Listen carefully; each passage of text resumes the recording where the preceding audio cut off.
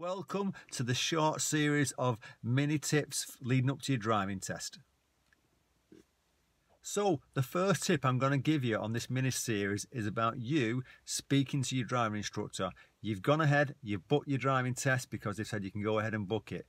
First thing you want to be doing is printing off the email that the DVSA sends you and checking that you've got it in the right date on your calendar at home so you know when it is.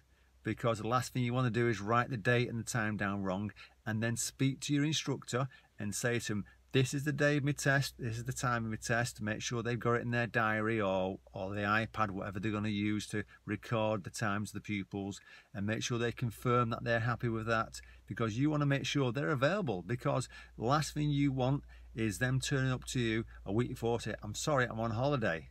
Because if you get them to commit to it, they're going to commit to it. If you don't speak to them, then they might turn around and say, well, I'm away.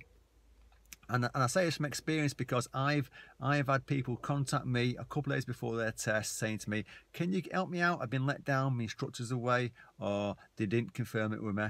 And I've also had my own pupils, and this is a funny one, we turn up a month early where they've got the month wrong, and they've texted me this and they told me this, and then I've turned up with that date and it's wrong. So remember, once you book your test, confirm it with your instructor, the time and the date, and make sure they write it in right. Make sure you know they're writing it in right. Okay, that's the first tip.